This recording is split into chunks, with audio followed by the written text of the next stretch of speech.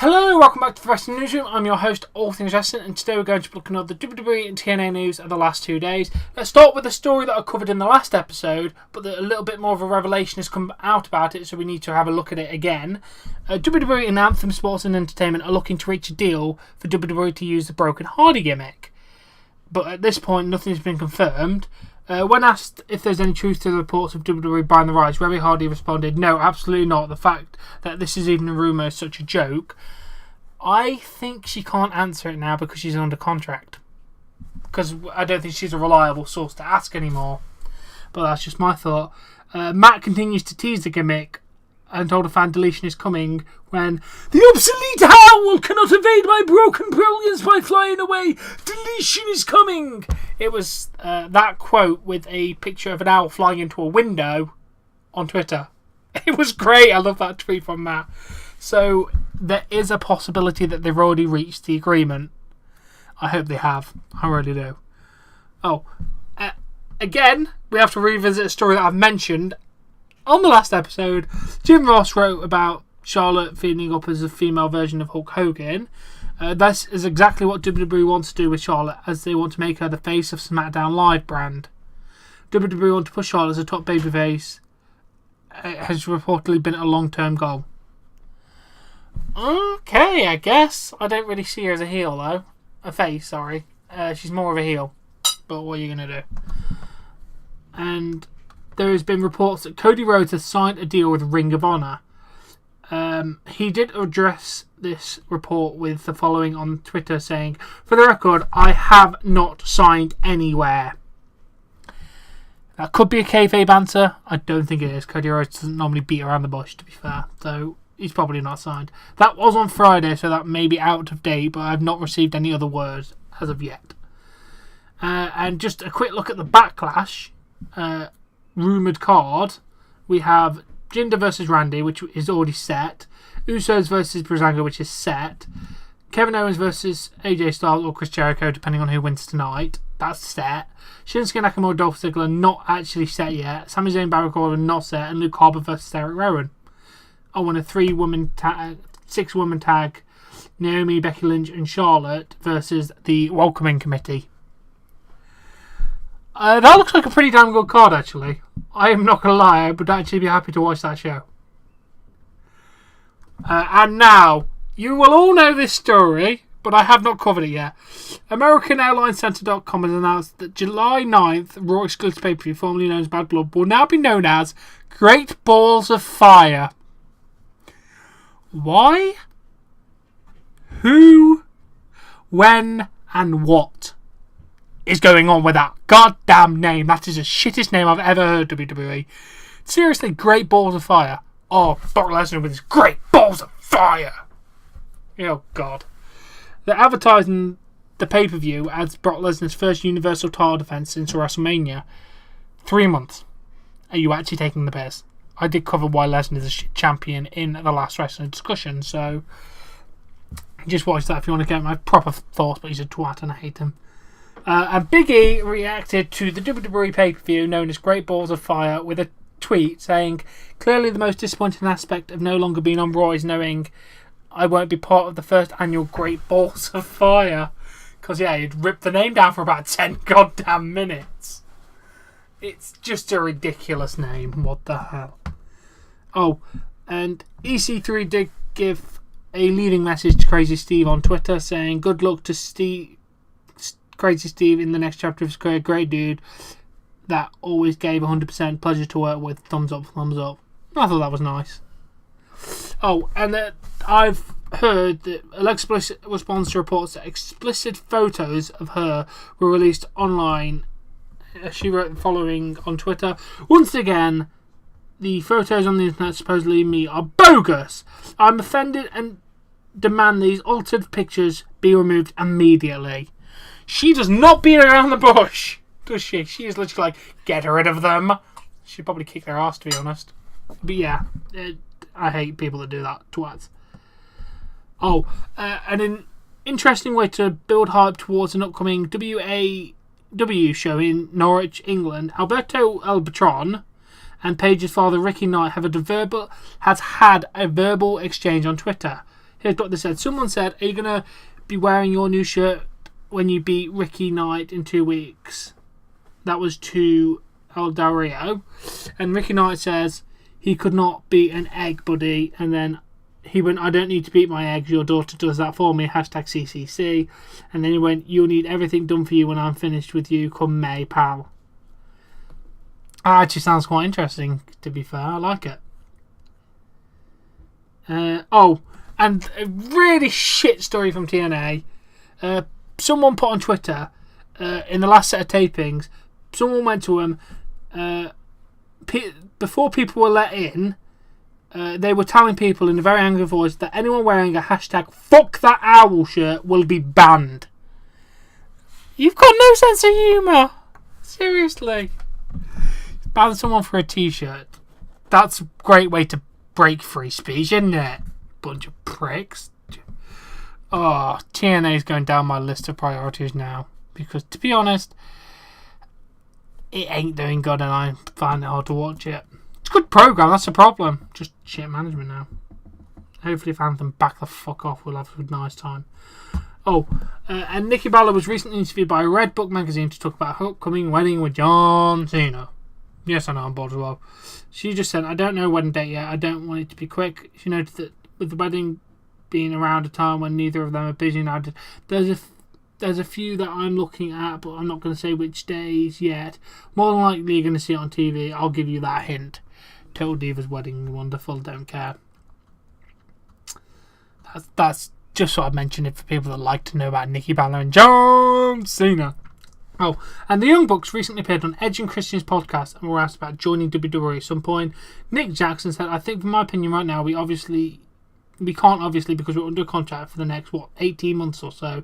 But I don't, man, it's such a hard question to answer because, like, right now, I'd say no, obviously, because I can't and we're having a blast on our own doing it the way we want to do it. We're having a good time doing it, but I don't know.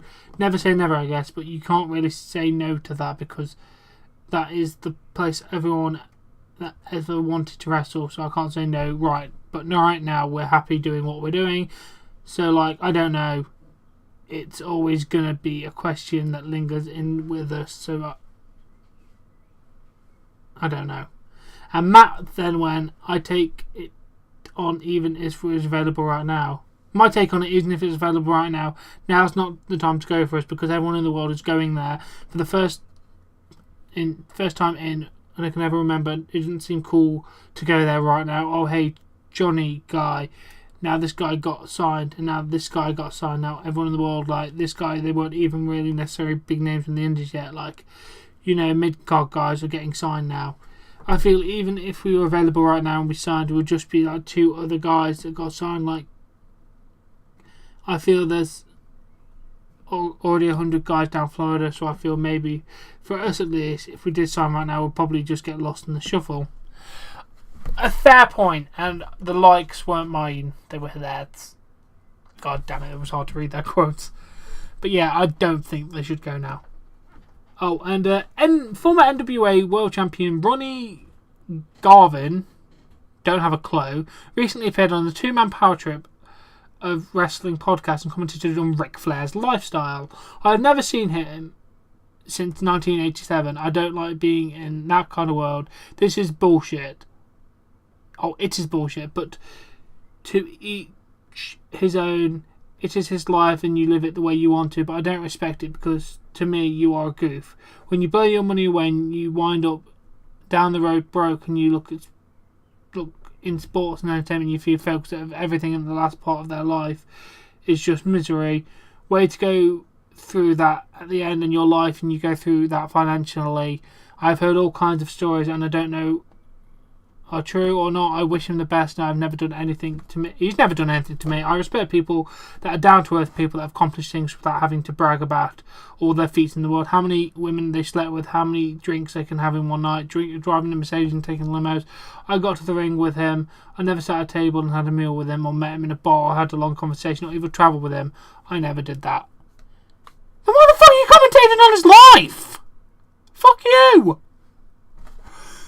You sound like a freaking shoved head up your arse prick. Lila's trying to be professional. Sorry, that was just a little bit... Just piss. Oh, Goldberg recently did a Eric Bischoff podcast and talked about how WWE combat affected his family. To be able to do this for my wife and my son, who have always heard about it but never could say that they were there at the time. They could never understand how much fun it could be. As a father, you know exactly what I'm talking about. You get the son in the ring with a title, go to his school and see how proud he was when you're standing in front of his class. Those things are immeasurable. I can't put a price on that. Granted, I wouldn't have come back if they paid me $12 a match, but that's not why I came back. The combination of a lot of things. Just as important as the conversation went with my wife when it all went down. She was in tears telling how much she appreciated the fact that I am able to whip the bad taste out of my mouth. The negative relationship I either had with the business or WWE or Vince himself. It was as if I was able to come to peace with all that and make it all right again, how it should have been the first time. Her not knowing anything about the business and just seeing me getting the opportunity after meeting Mr. McMahon to be able to look in the mirror and not harbour those feelings anymore. As a wife, as a human, those are the most important things in the world.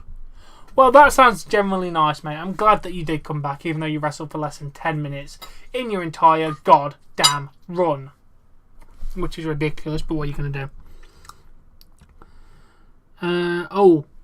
WWE and OSN issued a press release according to a new localised show in Arabic featuring the content for WWE program called WWE Wallaluha, premiering May 8th on their sports network OSN. WWE announced a strategy for the developmental localized content is for the international TV partnership at the Business Partner Summit during WrestleMania weekend. A similar show for the Fox Sport Latino American market is forthcoming. That sounds pretty good, to be fair. We like it. And WWE have allowed Hardys to go and do their last indie date. They will be in Bristol, Tennessee. Can you stop thinking England's names, America? For Pro Wrestling South today. This is Saturday, so it was yesterday. It will be their final independent appearance for the Raw Tag Team Champions. Well, it was a hell of a ride, guys. We've got to say that. I'm glad that you got signed again, though. Oh, and WWE Hall of Famer Paul Orndorff has been appearing at Canadian Wrestling Excellence 8th Anniversary Tour over the last week. That's kind of weird. I don't know if he's wrestling or not. But who knows? Oh, and Davey Richards noted on Twitter that he's pulling off yesterday's Beyond Wrestling event due to a family issue. Don't know what the family issue is. I will let you know if I do find out. Speaking of missing events, Alberto El Patron missed WCPW No Regrets, which was yesterday, I think. Yesterday, Friday. No, yeah, definitely yesterday. Due to a reported illness. WCPW stated, our most sincere apologies, but Alberto Del Rio's illness means his scheduled match against Joe Coffey won't be taking place. It's his second time missing a WCPW event after not being at November's Delete WCPW show, even though that did lead to a great match. So we're not that bothered. And Alberto Del Rio, Albertron, ranted on WWE once again for the editing of Total Diva show and then took a shot at his critics. He went, a birdie told me ratings are dropped from a certain reality show. Keep deleting my baby scenes. Keep up the good work page. And then he went to his haters. Yes, say hi to the bad guy. Ha ha ha. Yes, Mox, I'm trying to ruin her. Ha ha ha ha. Laughing with tears in its eyes emojis. Okay. And the last story we have, former WWE star Ren Dupree spoke to Hannibal TV and discussed the JBL bullying accusations. During the interview, he described the structure of WWE. It's like a well-oiled machine, a billion-dollar company that's almost like the military. You got your head captain, then you got the sergeants in place to align the troops and shoulders. The longer you're there, the higher you get ranked. If you don't fit their mould and you're not a part of their game plan, or you don't react to their tests the right way, you're booted out. Kind of, yeah, to be fair. That does sum up WWE perfectly right there. It's like the military. It's fair enough. And that has been this week's news. It's not been bad, actually. There's been no deaths in this episode, so I'm happy. Everyone has been alive and happy. Oh, God, I hate reporting deaths. But yeah, it's been a pretty good news.